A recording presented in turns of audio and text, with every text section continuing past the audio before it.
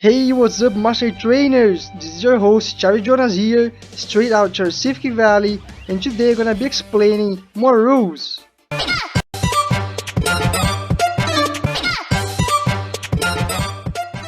Alright, so let's go ahead and pick up from where we left off in the previous video, because today we're gonna finally start to talk about the Pokemon battles. One of the most exciting features of this whole game series, if not the most one. Alright, so let's go ahead and also follow up on the website as well, since in today's video I'm gonna be using pretty much just it in order to explain the rules. Alright, so here we are. As you know, without further ado, let's get started. Battles, finally. Battles are the most complex mechanic in this game series. Oh yeah, that's indeed. Therefore, the most responsible for its similarity, as close as possible, you see, to the Game Boy games, aka console games, alright? The battles can occur in 3 different situations, only within those 3 different scenarios, alright? First one is against a wild Pokemon. Alright, so here no big deal, we already know that we can find and face wild Pokemon along the game. If you haven't seen the video where I explain about it, I'm gonna be leaving it up there in the cards. Battles could also occur against another players, aka PvP, alright, player versus player, which I also explained how it could happen in previous videos as well, alright? And the last but definitely not least, against rival cards, aka gym leaders, evil teams, and league members. If you know nothing about rival cards, which by the way you should, I'm gonna be leaving the video preparing the cards as well.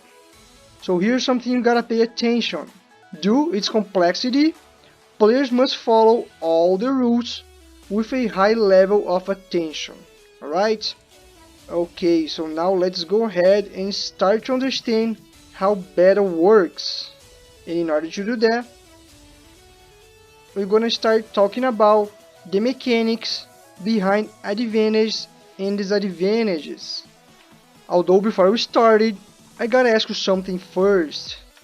Would you like to become an etymology master just like me and get to know that Glalie name comes from the words glacial and goalie from hockey, which could explain a lot its visual and typing?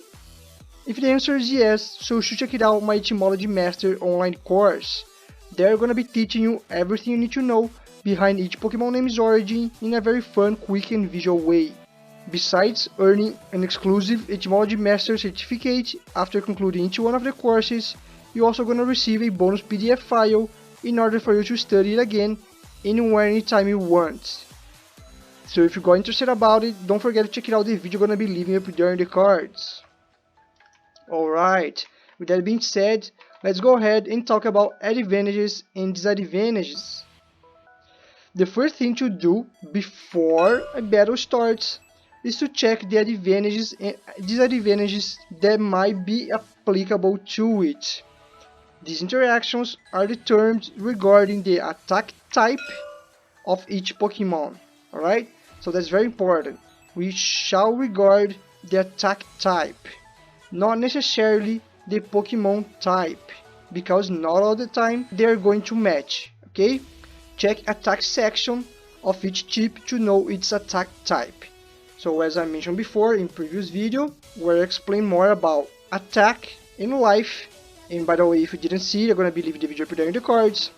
You know that we can check it out the Pokemon attacks type, move and power down here underneath its name and number, alright? So right here. So in this case we have Meowth, which is normal type and also has a normal type attack.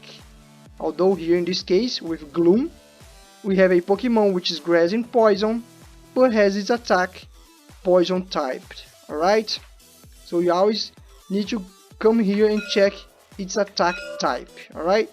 So, to to make these interactions interfere in an active way during the battle, of course every time it's applicable, players must roll an advantage or a disadvantage die along with the attack once, to add in case of advantages or even to deduct in case of disadvantages to or from their attack roll. The picked die can vary between a d4 and a d6 in cases of disadvantages, which are going to represent not very effective in case of d4 and no effect at all in case of a d6, and always a d6 in case of advantages regarding a super effective attack. For advantages, players should add to their roll, and for disadvantages, they should deduct. Now that's kinda obvious, yeah? Just as I mentioned previously. So, to make sure when to use and which die to choose, check advantages disadvantage table every single battle. Alright, so that's very important. And this table we can find down here right below the arena. Alright, so it is this big one right here in the center. Seems very complicated to read it, but in fact isn't that hard. Alright, in case of attacking a double type Pokemon, the secondary type symbol at the right, just like here on Gloom, its secondary type is poison. Alright, from the left to the right it comes after. The secondary type will cause -1 in case of d4, aka disadvantage, and plus or -2 in case of d6, which this time could work for advantage and disadvantage. Alright, so you might seem a little complicated here, but it's actually not that hard. Alright, you just need to remember, talking about advantages and disadvantages, there are going to be two situations for disadvantage, which could be not very effective and no effect, and just one scenario for advantage, which is going to be super effective. Alright, so advantage, always a d6 plus. Disadvantage could mean a d4 or a d6 less. Alright, okay, so let's grab some examples here in order to make it all more clear. So here we have the first situation, where we're gonna have a grass type attack against a ground rock type Pokemon, which will lead to its attack power plus an attack die plus a d6 from the ground interaction and +2 from the rock interaction, which is going to equal the final attack power. Alright, let's go ahead and simplify this. In order to do that, all we need to do is to grab a grass attack Pokemon, which we have right here with Shireen, and a ground and rock type Pokemon, which we could have right here with Rhyhorn. Nice. Alright, so let's go ahead and try to exemplify this. So one side we're gonna have grass type attack against ground type and rock type Pokemon. Alright, so in order for us to read this table, we gotta come here first, okay? To this column, which is called attack type. So we know that our attack type now is grass, alright? So this is the row we need to check. Then we're gonna go ahead and check it out, the Pokemon type we are fighting against. So in this case, we have first a grass type attack against a primarily ground type Pokemon. So we come down here and we check grass type attack against what kind of Pokemon type. In this case, it's gonna be against ground 1. So see here at the end of the line we have the interaction, which is going to be d6 for the primary type or +2 in case of secondary type. Since this time ground is Rhyhorn's primary type, it's going to add a d6 to our roll. Alright, so in a case of a proper battle, first thing we'll do is to add the Pokemon life. Okay, so we know here at the Pokemon life table that all green label Pokemon have 30 life points. So first thing we're gonna do, come here and to add 30 life points to each one. Then we need to know which attack die we are going to roll. Then we come here to this table and we check. Pink and green are going to use a D8. Okay, so we come here and we grab our D8.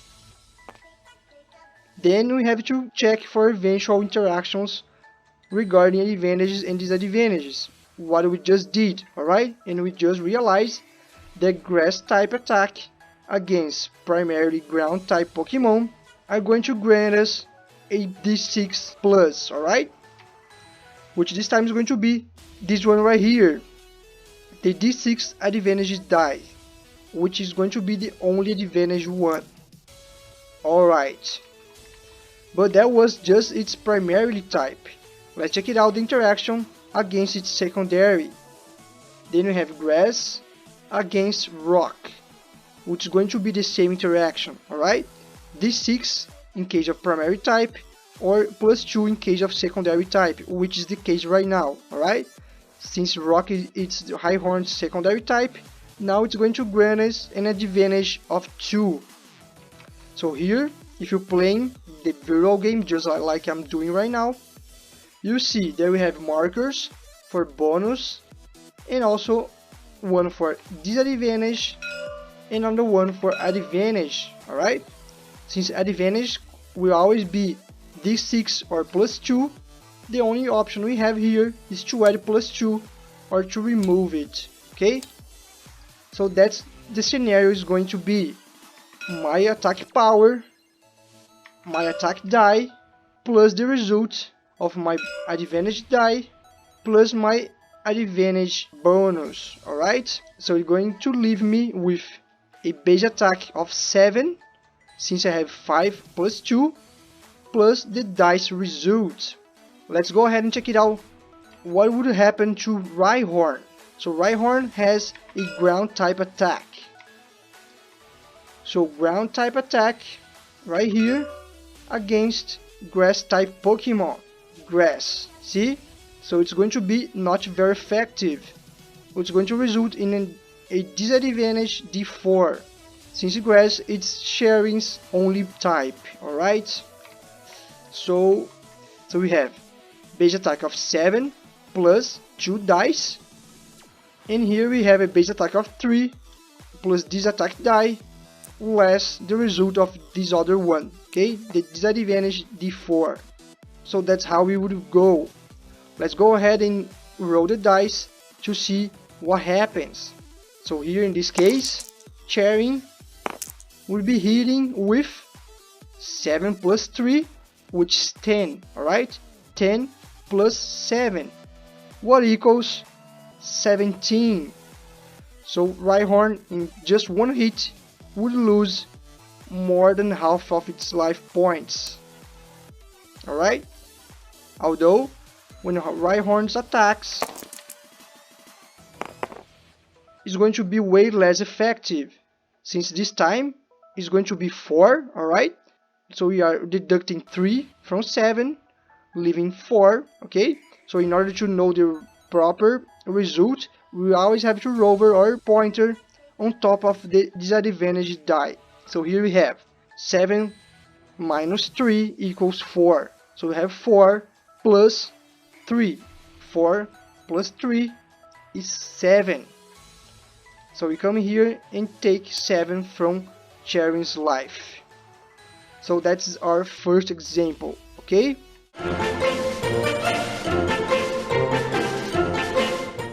The second case would be a ghost type attack against a normal dark type Pokemon.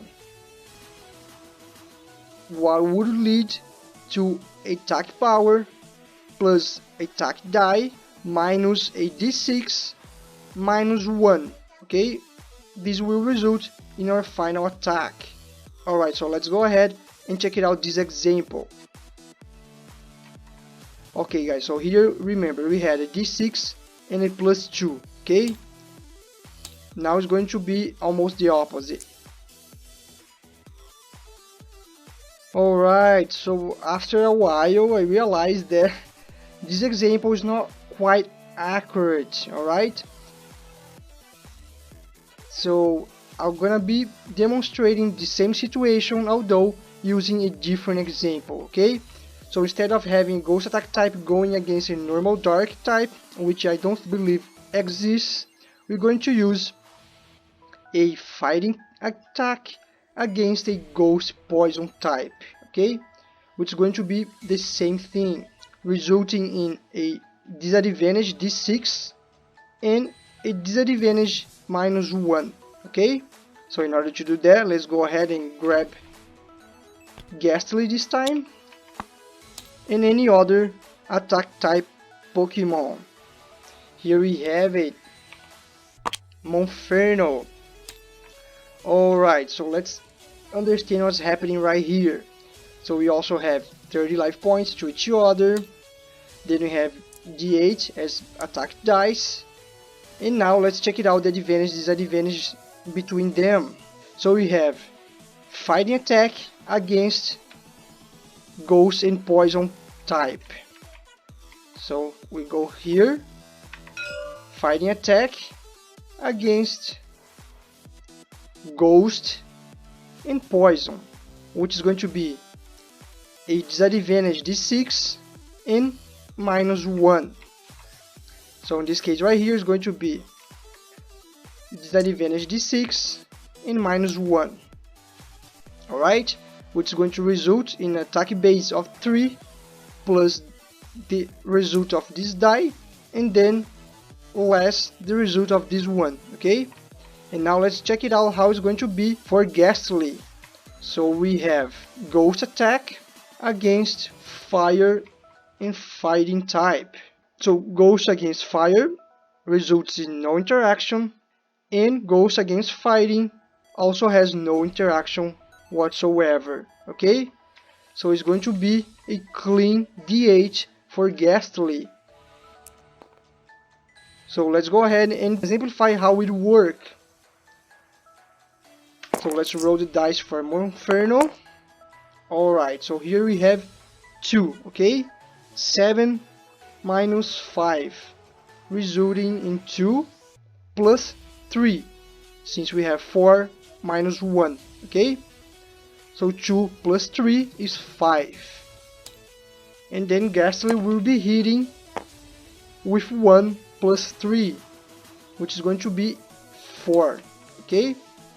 So that's an example of this kind of interaction, alright? Where instead of a advantage d6, we get a disadvantage d6, okay? Alright, let's go ahead and check it out, the last kind of interaction that could happen. A poison type attack against a rock steel type Pokemon will lead to attack power plus attack die minus a d4 minus 2, okay? So let's go ahead and exemplify this as well. Alright, so here we have a rock steel, which is Bastiodon. And then all we need is one with a poison attack, which we have right here with Crobat, okay? Alright, let's go ahead and check it out. So here we have it. Although this time they are red color Pokemon, so they're going to have 50 life points each, and roll a d12 instead of a d8, okay? Nice. So here we have poison type attack against rock and steel type. So let's go. Attack type is poison. Poison against rock. It is d4 or -1, alright? So disadvantage. So go ahead and grab a d4 since it's its primary type.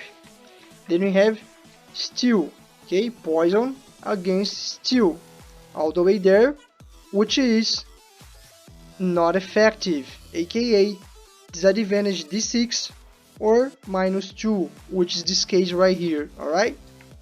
So in this case we have -2. Oh, by the way, this die is in this side. Okay, so for Crobat's attack, we're going to have a base attack of 5, since we have 7 -2, plus the result of the D12 minus the result of the D4, okay? And now let's go ahead and check it out. Bastiodon's attack. So we're gonna have Steel type against Flying Poison. Alright, so attack type is Steel. Steel against Flying is no interaction at all. And Steel against Poison is also no interaction whatsoever. Okay, so it's going to roll just a D12. So let's go ahead and check it out how it would work. So Crobat would roll 11 minus 4. What equals 7? 7 plus 5, alright, is going to be 12. So it's going to hit 12 on Bastiodon. And Bastiodon, by its time, would be hitting 5 plus 7, which is also 12. Alright, so that's how we read the advantages and disadvantages, always regarding the attack type first and then the Pokemon type or types. Here it says that the 0 represents no interaction whatsoever, just like I have mentioned, and to visually represent the advantage or disadvantages bonuses, players could use marker chips along with the Pokemon ones as well. This is the solution for the physical game, alright? So if you play in the physical game, it might be helpful for you to have a couple chips to go along and represent the interactions regarding advantage and disadvantages, alright? So here you could be using your Raichu, which has attack power of 6, and in order to represent the advantage of +2, which is not going to be represented by a die, alright? Which will be the ones right here that I'm using the markers. You go ahead and use a smaller chip to do it. So in this case, we know that its base attack is 6 plus 2, aka 8, alright? Or it could even be -1 or -2. In this case right here, in the example, we have attack power of 6 plus a disadvantage of -1, what equals in a base attack of 5, alright? So come on, go ahead and leave down in the comments telling me that it wasn't that hard at all. It just looked way harder than it is. Alright then, so next video we're gonna be talking about attacking, so definitely don't miss it out. And until then, don't forget that there's an app version of this map right here, which regards a crossover between Lord of the Rings and Pokemon. So if you wanna try advantages and disadvantages in an epic way, check it out, the video gonna be leaving up there in the cards. Also, don't forget to follow me on all my social media. This way you can stay tuned about any new content here in this project. And if you like gameplay and wanna see me playing this game live, make sure to follow me on the Purple website as well, since there very soon I'm gonna start playing this game almost every day. And if you like to know all about advantages and disadvantages and how they look way harder than they actually are, don't forget to leave a thumbs up, subscribe and share this video with everyone else you wanna play this game with. This way they can get to know all the rules just like you do. And of course, by doing that, you're gonna help me out spread this channel and to reach my next goal of 8,000 subscribers. And here in this channel, every time I reach a goal, you guys earn a prize, which this time is going to be new content for the channel and also another mini-map for you to play. Remember that you could always come here to the pkmmtr.com to check the rules in a more visual interactive way. There you're also gonna be able to click on the download button to request access to the printable files on my Google Drive.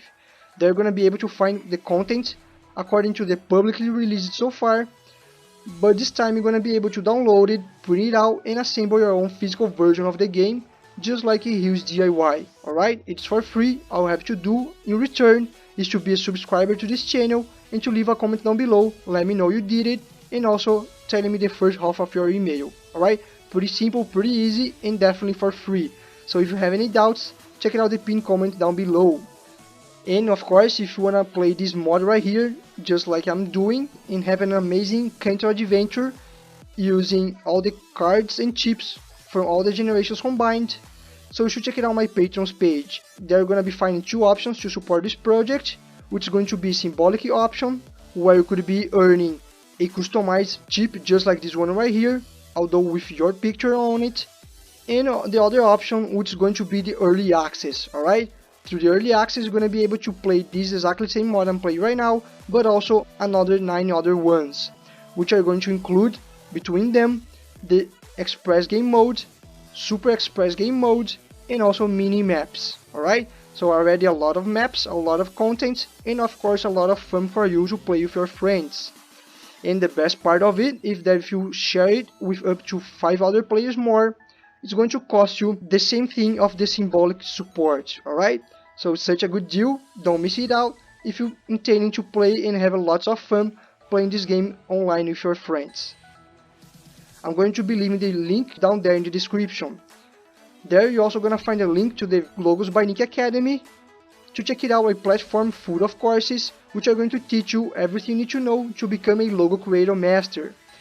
There you're going to teach how to use free softwares such as GIMP and Inkscape in order to be able to create very cool logos just like these ones right here I created for this project. And who knows, with those skills it might even be possible for you to make some extra income. Alright, so if you're down to learn and get those skills, so definitely check it out, the links down there in the description, since I highly recommend those courses. There you're also gonna find a link to a list of very cool products I recommend for you who's willing to build or even to renew your gaming setup. Alright, very cool stuff, very affordable, so if you're down to buy something like that, please take a time and check it out my list. I deeply appreciate it, and of course I don't even have to mention that any product or course purchased through the links down below are going to support this channel a lot and help me out keeping more and more content. Alright, don't forget to ring the bell in order to get notified about new videos. I hope you guys liked what we're talking about today in this one, and I see you in the next one.